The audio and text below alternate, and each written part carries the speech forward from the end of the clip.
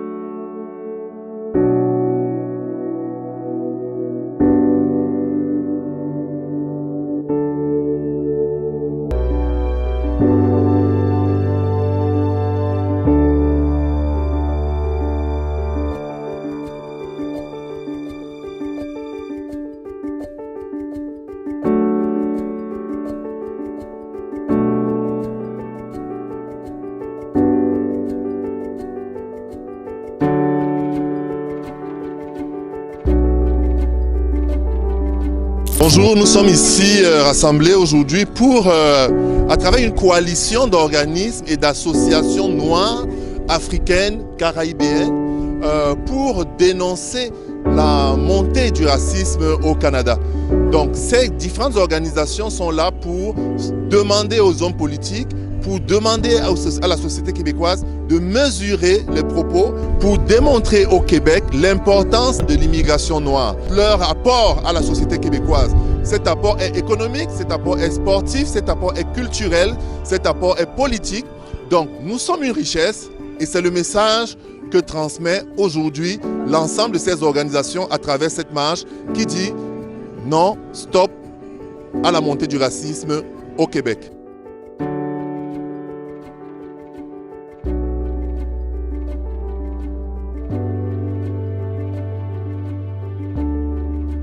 Stasia Marcelin. Aujourd'hui, nous sommes là, c'est parce que depuis quelque temps, il y a une montée de racisme au Québec. Et malheureusement, nos enfants commencent à être victimes. Et on a beaucoup de jeunes qui disparaissent, on a beaucoup de jeunes qui se font intimider par les écoles. C'est un ensemble. On a un enfant qui a été ébouillanté, on a un enfant qu'on a brûlé à la garderie. De plus en plus, ça devient catastrophique au Québec. Et si on reste silencieux, j'ai l'impression qu'on va tomber dans un esclavage moderne. Fait que je crois qu'il est temps qu'on se lève, qu'on parle, qu'on dénonce l'injustice. Il y a aussi un premier ministre qu'on a, qui est un premier ministre divisionnaire, qu'on appelle François Legault, que tout le monde connaît. Depuis quelque temps, qui a un discours assez radical envers la communauté immigrante, où c'est un premier ministre qui veut tellement diviser les gens, et ça a une certaine répercussion sur les enfants. Et sur la jeunesse, sur la famille, sur tout le monde en général. Fait que nous, en tant que citoyens qui sommes québécois, peu importe qu'on est naturalisé, citoyen, peu importe, nous sommes québécois parce que nous participons dans le développement durable du Québec. Nous participons à ce que l'économie du Québec s'accroisse. Fait que nous avons ce droit-là.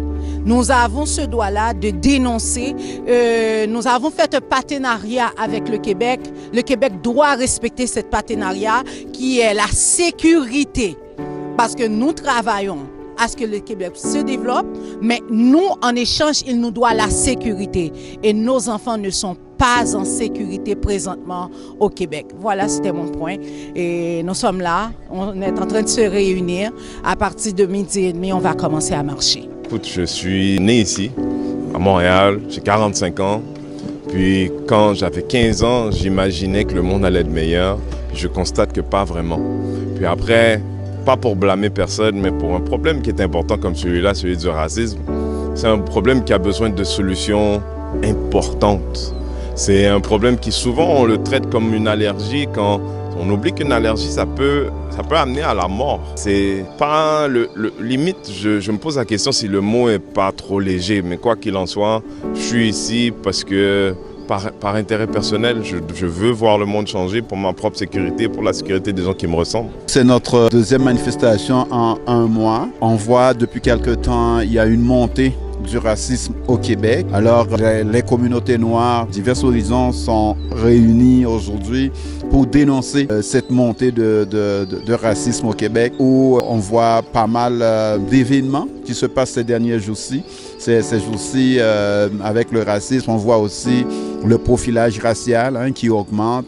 Et on est quand même content. Il y a la dernière décision de la Cour d'appel du Québec qui maintient la décision de la Cour du Québec qui dit que l'article 638 du Code de sécurité routière, ça a une influence sur le racisme au Québec avec les Noirs, l'interception routière au volant. Alors, on est ici pour demander aussi au gouvernement de ne pas faire appel de cette sentence-là et puis d'appliquer ce que dit la Cour d'appel du Québec. Merci. Donc je suis là ici aujourd'hui pour justement condamner cette montée de racisme. Ça fait depuis 2015 que je travaille avec les demandeurs d'asile et il y a cette perception que les demandeurs d'asile sont plutôt noirs que blancs. Et les discours, les rhétoriques de M.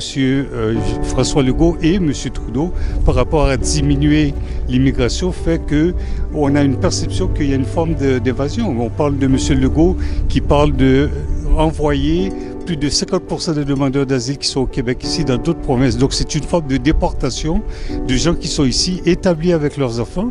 Donc le Québécois de souche qui a déjà un peu de racisme dans son sang se donne la permission maintenant d'agresser nos enfants.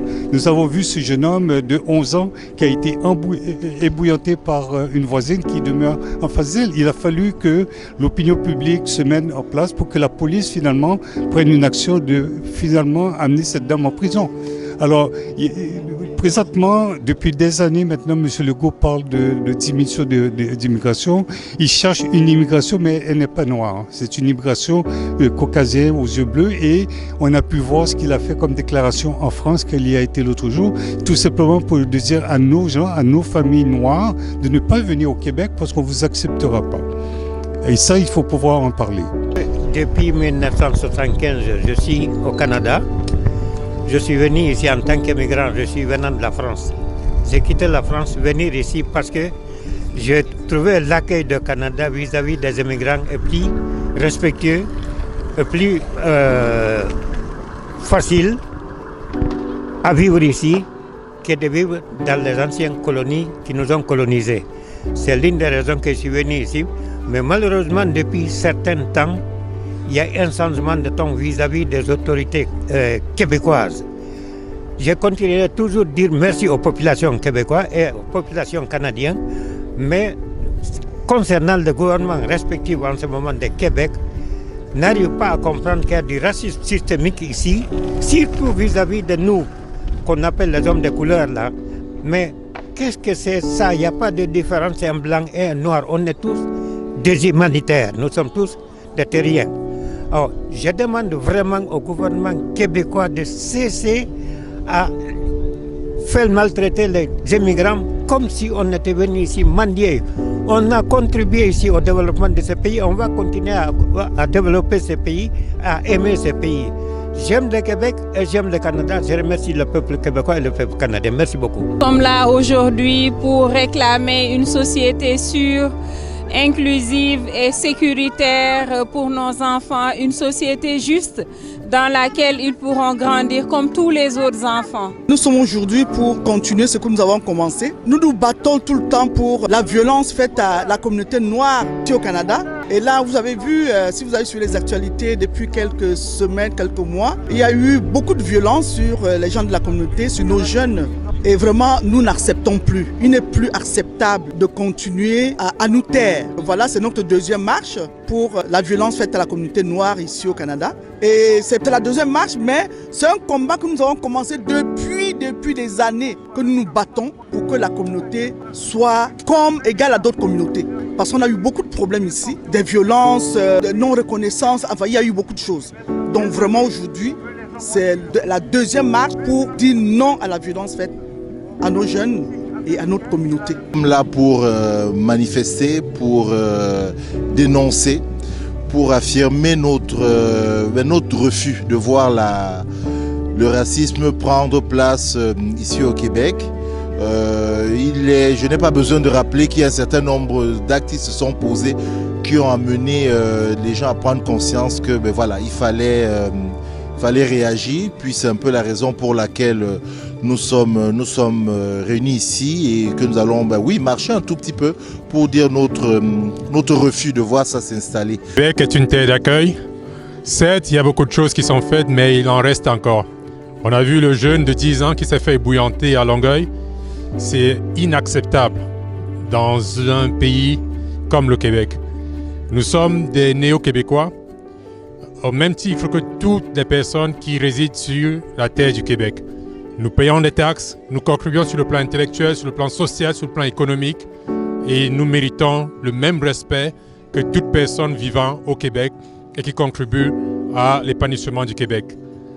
Raison pour laquelle nous sommes là aujourd'hui, c'est pour pouvoir continuer de faire avancer les choses, que les choses aillent dans le bon sens, afin que ce ne soit pas simplement une acceptation, mais que ce soit un partage des valeurs québécoises à travers toutes les communautés qui y résident. Merci. Olá, estamos aqui hoje na manifestação, portanto, contra o racismo e alguns problemas que se passam nas comunidades africanas. Portanto, estamos na Émilie Gamelin, no metrô Berrio-UQAM. Hoje é são 20 de outubro de 2024.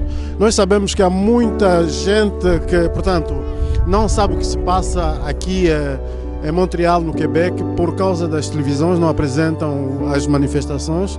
Estamos a lutar contra o racismo, contra a profilagem racial nas escolas e também há muita agressão a nível das empresas. Portanto, convido a todos aqueles que, portanto, não sabem o que se passa, de se interarem através da nossa televisão GasTV, e nós estamos aqui, e coragem para aqueles que, portanto, organizaram essa marcha, e pronto, força!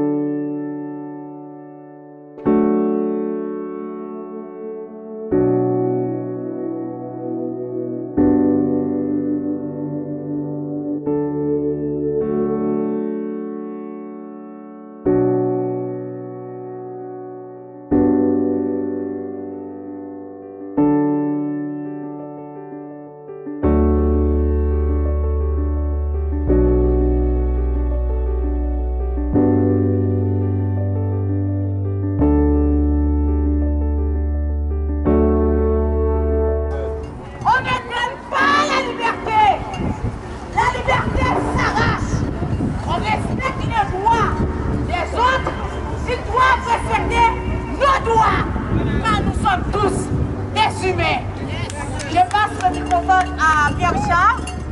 C'est des terres qui ont été habitées et soignées par leur communauté depuis plusieurs temps. Ces terres n'ont jamais été cédées aux colons et demeurent marquées par les politiques visant encore aujourd'hui à effacer leurs histoires et leurs droits. Nous reconnaissons également les membres de notre communauté dont les ancêtres ont été élevés et réduits en esclavage lors du commerce transatlantique. Alors, nous voulons prendre une minute au nom des Premières Nations pour honorer leurs histoires, leurs vies et qui ont encore nous marqué aujourd'hui. À les stigmatiser. Ce qu'on voit ici comme remontée du racisme est en grande partie à cause des discours politiques d'un homme irresponsable qui veut rester Premier ministre. C'est ce même homme, en 2020, qui a qualifié des demandeurs d'asile, principalement femmes, qui travaillaient dans la CHSLD, on les a qualifiés de travailleurs essentiels, on les a qualifiés de anges gardiens. Et aujourd'hui, excusez le mot, je n'ai pas utilisé ce mot, on les chie dessus. Orienté un jeune homme de 11 ans. On voit des gens se faire agresser de plus en plus. Les clients se plaignent de plus en plus de cette noirceur d'employés dans les magasins et on les congédie sans aucune raison. Et le système ici n'est pas là pour nous défendre. Alors comme a dit Anastasia, on doit réclamer le respect, on doit nous donner la place qu'on a déjà. Nous avons une place ici au Québec et on doit respecter notre contribution dans ce Québec.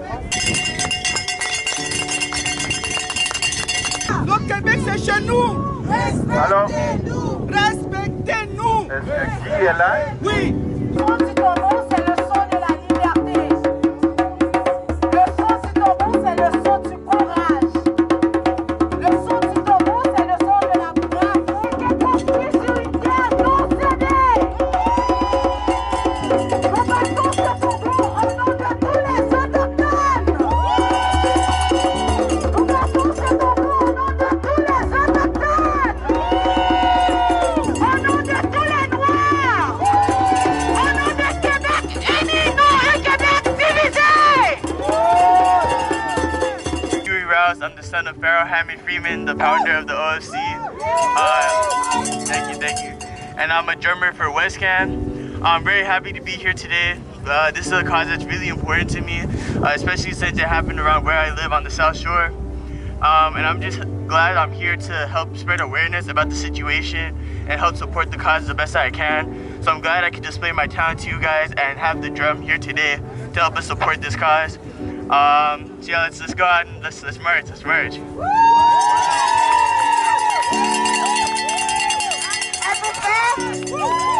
Êtes-vous prêts?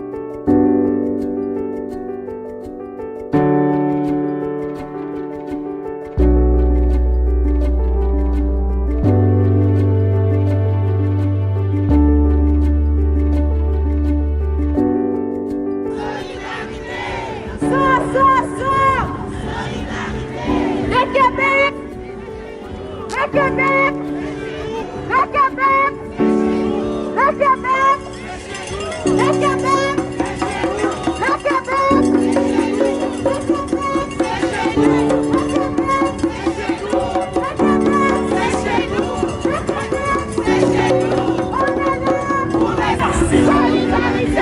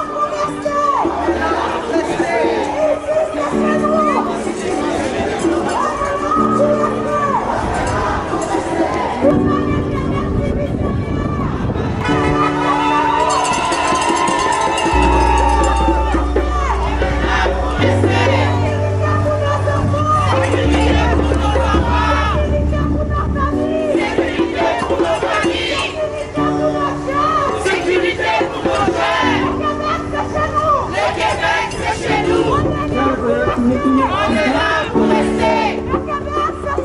Le Québec, c'est chez nous. On est là pour rester. On est là pour rester.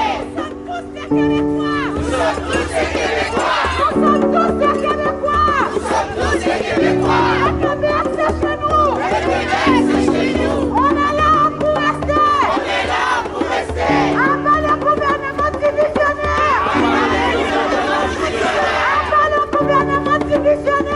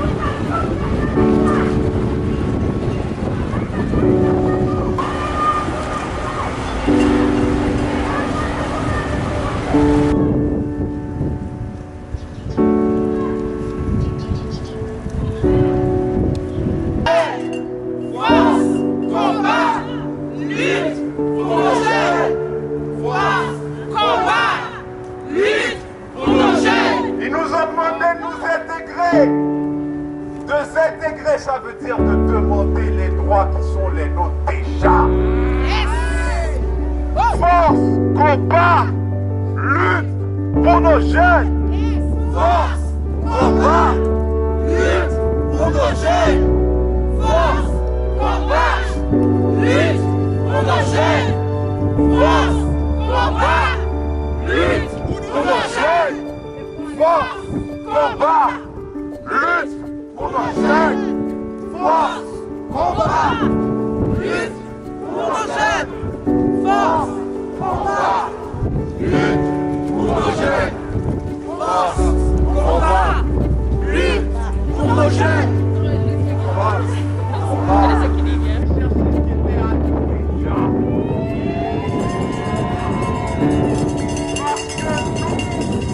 Nous, on ne veut plus voir d'enfants perdre de vue de leur innocence chaque fois qu'ils sont interceptés par une personne armée simplement pour la couleur de leur peau. Nous, on veut changer le monde dans lequel on vit. Force, combat, lutte pour nos jeunes. Force, combat, lutte pour nos jeunes. Force, combat, lutte pour nos jeunes. Force, combat, lutte pour nos jeunes. Il y a un jeune à Longueuil là, le jeune Péniel. Force à lui. Yes, yes. Force à lui. Yes. On ne peut pas empêcher Crazy d'être crazy. Justice. Mais on est là entre nous alliés et amis. Si cet enfant était une jeune fille aux yeux bleus, est-ce que la criminelle aurait passé la nuit chez elle ce soir-là? Force, combat, lutte pour nos jeunes. Force, combat, lutte pour nos jeunes. Force, combat, lutte pour nos jeunes. Force, combat, lutte pour nos jeunes. Force, combat, lutte pour nos jeunes. Force, combat,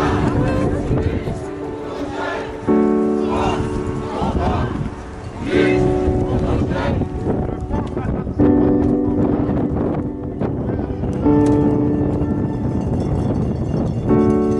On va pas pour souper, on le sait qu'il est en danger. Nous, on Une première coalition d'organismes, la Ligue des Noirs, la CAI, la FAC et plusieurs autres organismes, cette marche a été un réel succès. Ça a été un réel succès parce que nous démontrons aujourd'hui que les Noirs du Québec sont capables de parler d'une seule voix, d'agir d'une seule voix, d'agir d'une seule main lorsque vient le temps de revendiquer et de demander de meilleurs droits pour leur population. La coalition a donc demandé au Québec, au Premier ministre du Québec et à l'ensemble des politiciens plus de protection pour les Noirs. Les Noirs sont vulnérables face aux attaques, face aux propos, face aux agissements de certaines personnes dans la population. Et ces Noirs demandent plus de protection aux politiques et aux Québécois. Merci.